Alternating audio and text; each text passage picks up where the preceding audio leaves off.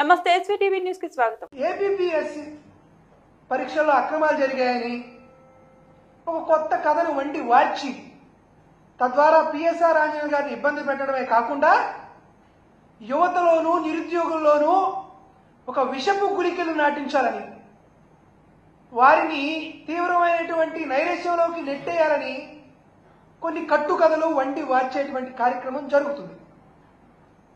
ఈరోజు చంద్రబాబు నాయుడు గారు యువతకి ఎటువంటి ఉద్యోగాలు ఇచ్చారు, లేకపోతే జగన్మోహన్ రెడ్డి గారు ఎంత ఇచ్చారు, ఎవరు మంచి ఎవరు చెడు, ఎవరు తప్పు ఎవరు ఒప్పు అని ఆంధ్రప్రదేశ్లో రాష్ట్రంలో ఉన్నటువంటి యువతని ఎవరు అడిగినా చెప్తారు జగన్మోహన్ రెడ్డి గారు హీరో అని, చంద్రబాబు నాయుడు గారు జీరో అని. దీనికోసం మేము ప్రత్యేకంగా ఎవరిని సర్టిఫికెట్ అడగాల్సిన అవసరం లేదు.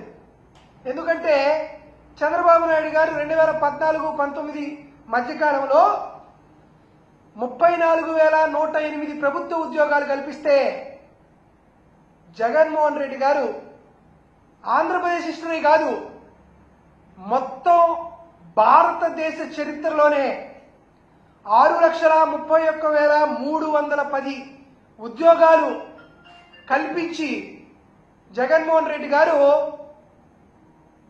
ట్రాక్ రికార్డు నెలకొల్పారు.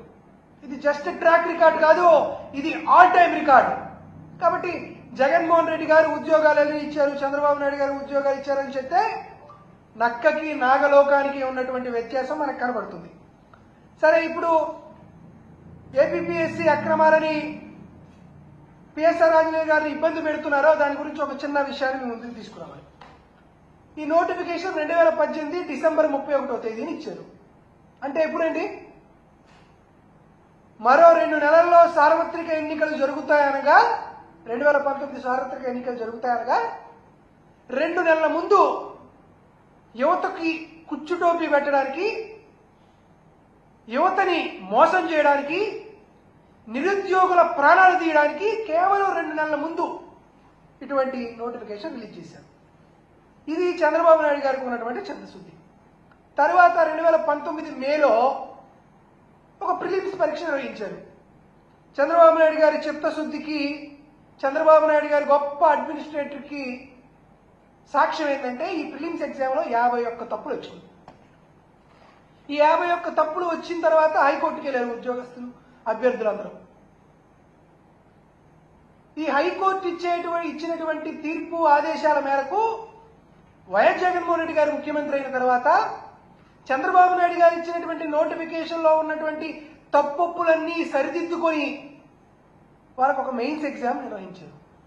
ఒక మెయిన్స్ ఎగ్జామ్ నిర్వహించడమే కాదు, తరువాత పెట్టినటువంటి ఇంటర్వ్యూస్లో కానీ, తరువాత ఇచ్చేటువంటి పోస్టింగ్స్లో కానీ ప్రతి సమయంలోనూ ప్రతి దశలోనూ పూర్తిగా గౌరవ న్యాయస్థానం ఇచ్చినటువంటి తీర్పులకు, ఆదేశాలకు, నిబంధనలకు, నియామకాలతో సహా అన్నిటికీ హైకోర్టు పర్యవేక్షణలో న్యాయస్థానాల యొక్క ఆధ్వర్యంలో జరిగేటువంటి ప్రక్రియ కానీ, దీంట్లో ఏపీపీఎస్సీ సొంతంగా తీసుకున్నటువంటి నిర్ణయాలు కానీ, జగన్మోహన్ రెడ్డి గారు సొంతంగా తీసుకున్న నిర్ణయాలు కానీ, పిఎస్ఆర్ ఆంజనేయులు గారు సొంతంగా తీసుకున్నటువంటి నిర్ణయాలు ఏం లేవు.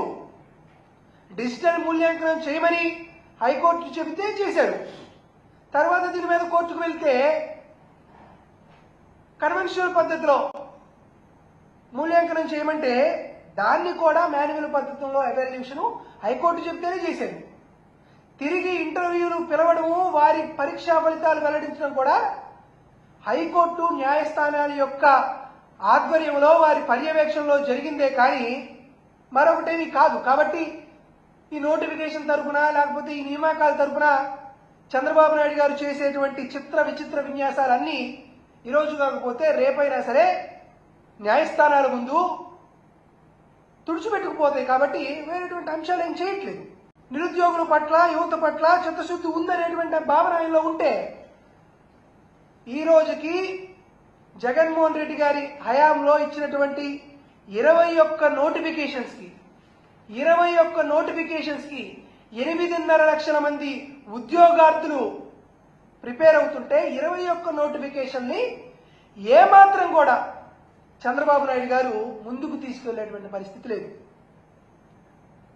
నిజంగా చంద్రబాబు నాయుడు గారికి ఉద్యోగాలు ఇవ్వాలి అంటే గ్రూప్ 2 ఫలితాలు, మీరు గ్రూప్ 2 ఎగ్జామ్ కు సంబంధించి గ్రూప్ 2 మెయిన్స్ యొక్క పరిస్థితి మీరు చూశారు. ఏం జరిగిందండి? రేపు ఉదయం ఎగ్జామ్ అంటే ఈరోజు సాయంత్రం నారా లోకేష్ గారు ఏమో వాయిదా అంటారు, చంద్రబాబు నాయుడు గారు వాయిదా అంటారు, ఉదయం మాత్రం ఎగ్జామ్ పెడతారు. గ్రూప్ 2 అభ్యర్థులతో బంతాట ఆడుకున్నటువంటి పరిస్థితి మనకు కనపడలేదా?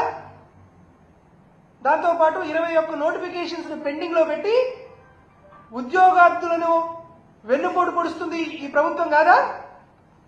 దీంతో పాటు మరొకటువంటి అంశం, జగన్మోహన్ రెడ్డి గారు ఎంతో పారదర్శకత వహించి, జగన్మోహన్ రెడ్డి గారు ఎంతో గొప్పతనంగా, జగన్మోహన్ రెడ్డి గారు ఎంతో ఒక అడ్మినిస్ట్రేటివ్ స్కిల్స్ గమనించి దాదాపుగా గతించిన 5 ఏళ్లలో జగన్మోహన్ రెడ్డి గారు ముఖ్యమంత్రిగా ఉండగా ఏపీపీఎస్సీ ద్వారా 78 నోటిఫికేషన్స్ ఇచ్చి 6,296 పోస్టులు భర్తీ చేసి జగన్మోహన్ రెడ్డి గారు గొప్ప అడ్మినిస్ట్రేటివ్ గా పేరు తెచ్చుకున్నారు.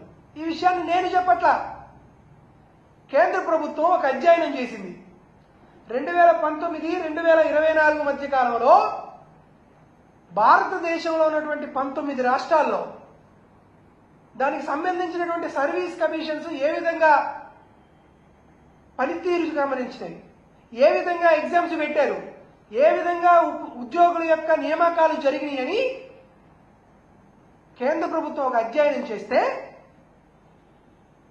ఒక్క ఎగ్జామ్ కూడా, ప్రశ్నాపత్రం కూడా లీక్ అవ్వని ఏకైక రాష్ట్రంగా ఆంధ్రప్రదేశ్ రాష్ట్ర ప్రభుత్వం నిలిచిందని, మిగతా భారతదేశంలో 65 పేపర్లు లీక్ అయినా కూడా ఉత్తరప్రదేశ్ కానీ, జార్ఖండ్ కానీ, తెలంగాణ కానీ, కర్ణాటక కానీ వివిధ రాష్ట్రాల్లో ఏదైనా ఒక్క ప్రశ్నాపత్రం అయినా లీక్ అయింది కానీ ఆంధ్రప్రదేశ్ రాష్ట్రంలో ఎటువంటి ప్రశ్నాపత్రం లీక్ అవ్వలేదు. అన్ని నియామకాలు చాలా గొప్పగా జరిగాయి, పారదర్శకంగా జరిగాయని కేంద్ర ప్రభుత్వం ఇచ్చినటువంటి నివేదిక ఇది. శభాష్ జగన్మోహన్ రెడ్డి గారని కేంద్ర ప్రభుత్వం ఇచ్చినటువంటి పరిస్థితి మన ముందు కనపడుతుంది.